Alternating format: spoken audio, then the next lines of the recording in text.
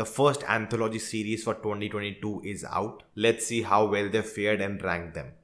Hello guys, I'm Nona Prince and we're talking about the latest anthology series that came on Amazon Prime, Putham Pudhu Kaalai Vidiyaadhaa. This is in a way a season 2 because last year we got Putham Pudhu Kaalai, which was based on the first lockdown, and this one is based around the second wave and the second lockdown. And like most anthology films, it's a mixed bag. Before getting into each one of them, I'm going to talk about it as a whole. I feel like unlike the last time, which was based on the first lockdown, there was anxiety. Nothing like this had ever happened before. And you could see a light tone in the storytelling also. But in the second wave, it was much darker time. Many people lost their loved ones. They couldn't even see them for the last time and couldn't even perform the last rituals. And that was the case throughout the country. And keeping that in mind, this time the films have a little darker undertone, but still they keep it hopeful at the end. And I really want to appreciate the creators for doing something like this. It is a very sensitive topic, but I want to purely talk about the way the films are presented. You can consider them short films, and all my comments are on the filmmaking merit and nothing else. Maybe a film you enjoyed, you loved, you connected to,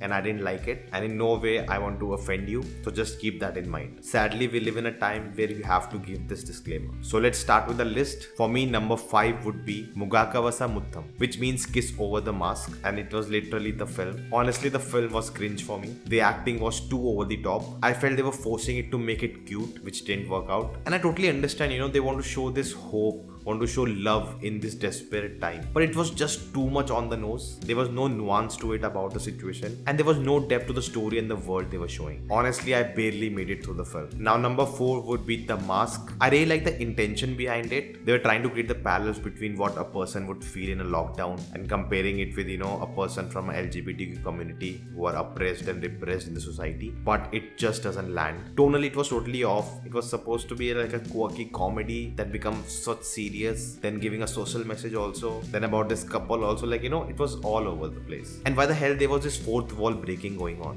What was the point of it? It happened in a certain amount of time and then suddenly they forgot about it. And the parallel they were trying to create with the old friend, and now he's not a good guy, he's a sinner, and how would he show his face to his, son, and he lost his wife, he couldn't save her with all this money, and relating that to him being gay and coming out to his family. It made no sense to me. Maybe I didn't understand it. You can let me know in the comments, but it was not that great. The only reason is number 4 is the intention. Still talking about this issue in a film is not very mainstream. So kudos to them for taking that step. Number 3 would be Loners. Now this one was very dialogue heavy. Both the actors did really well, and I was surprised to see them in this avatar because I've seen them very differently in previous movies. I like how mature the characters were and how mature the film was talking about loneliness. The conversations they were having was flowing naturally, which is very, very tough to do. And it kind of felt like a therapy session, and it felt nice. But again, at the end of it, I didn't feel something special about it. Now number 2 is Nidhal Tharum Idham, which means comforting shadows. Now this one was very much an internal story about this character played by Aishwarya Lakshmi, and if you notice, even the aspect ratio is very box type, which makes you feel like you are inside her head,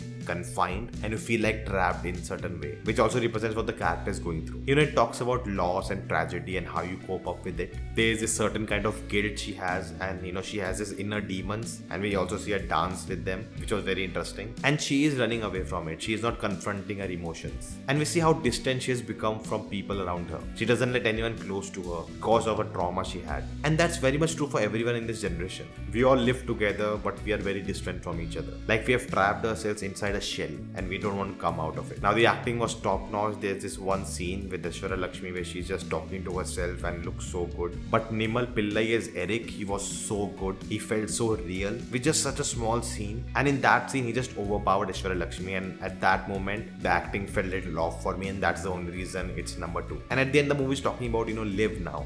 This is the time. Don't wait for the future to come, Who knows what will happen next. So this is the time, this is the moment, live it. And number 1 is Maunam Paravai. I absolutely love this one. There were so many special things about it. This one almost have no dialogues. I would have liked it more if there was 0, but there are few dialogues in there, but I don't mind. Jojo Chors and Nadia Moidu, awesome, what a performance. And the whole story takes place in this one house. But to make that interesting was so good. The way editing was used, the way sound design was used, literally as dialogues, superb job. And with the narrative also, we see how COVID impacts people's life. How this couple had a fight, they were not talking to each other, and how when COVID came, how that changed everything. Made them realize that life is too small to fight over petty things. Love that one bit when Joji George gets ready to cook and the way he ties his lungi and walks in like Rajnikant. Oh my god, I love that. It's not like we haven't seen a story like this before. We have. But it's about the way it's told. The craft of filmmaking was utilized to its best. And that's why this is my favorite one. So guys, that was my ranking. Do let me know your in the comments below. I think we're already getting another anthology, the Hindi one, Unpaused. It's a season 2, I guess, again on Amazon Prime. Now I haven't seen the first one. Let me know if you want to review for that.